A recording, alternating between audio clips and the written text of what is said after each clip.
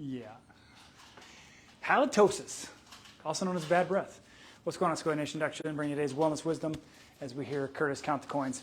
We're talking about bad breath, and if you've ever been around someone or maybe been commented to by others about your breath, people often think like, I have this bacterial imbalance in my mouth, or I ate a turd sandwich or something like that. But really, it's there's deeper meaning to it. So we're here to deliver that to you and help you understand what it means to have a brain-body disconnect that then results in bad breath. So there's a bunch of different ideas that come from the literature as far as, some people deal with a deep sense of loneliness, and, I should reference, we were inspired for this by Miss Winter. Winter came in and she was expressing disdain, like, people keep telling me I have bad breath. What was weird is none of the team or I could smell her bad breath, and I did cranial work on her for 20 minutes and couldn't smell anything. So maybe a person has a poor taste in their mouth, but we want to thank Winter for inspiring us with the story. Sometimes people feel like they have it worse than you, and so if you feel like you have it worse than somebody else or someone else has it worse than you, let them know that there's help, and let them know that there's things they can do with balancing the microbiome and herbal toothpaste. Biocidin makes a great toothpaste, botanical, if you will. And mouthwash, yes, it's lovely. It's not minty fresh, but it's very nice. Anyway, getting back to the brain-body connection. So a deep sense of loneliness can manifest in form of poor smelling breath. If you have the poor taste in your mouth from a rotten relationship, that can create a really smelly smell in your mouth. If you want to alienate or push someone away, you might develop halitosis in order to keep them away from you.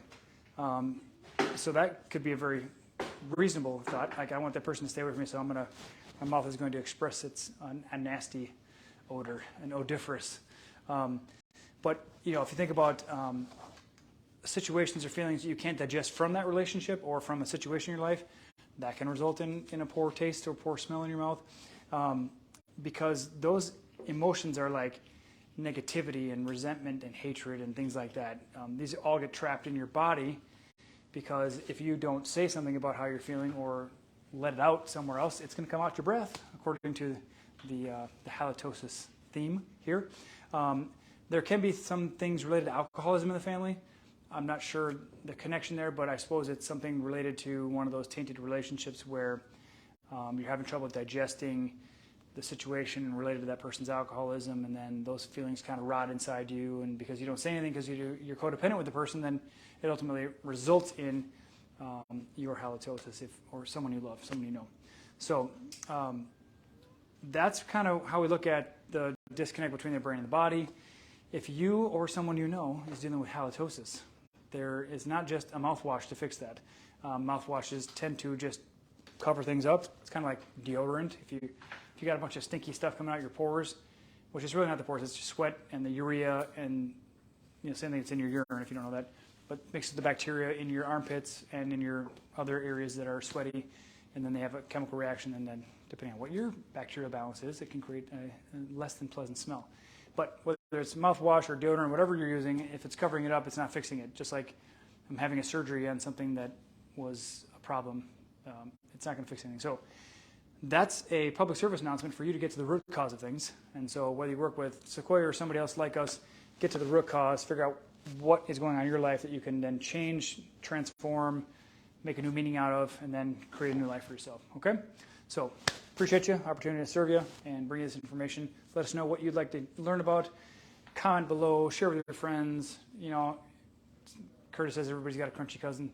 Everybody knows somebody's probably got some less than pleasant breath. So send the video.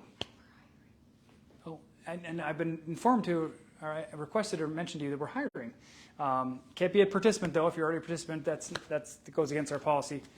We like to maintain those sovereign relationships. But if you or someone you know has a crunchy cousin, or you're crunchy as CAF, we're super crunchy. We're super like, let's get to the root cause. Crunchy is like weird for certain people, but we're not like granola toting, tree hugging. We love trees, but it's all about. And it says dying over here. Not too many tangents now.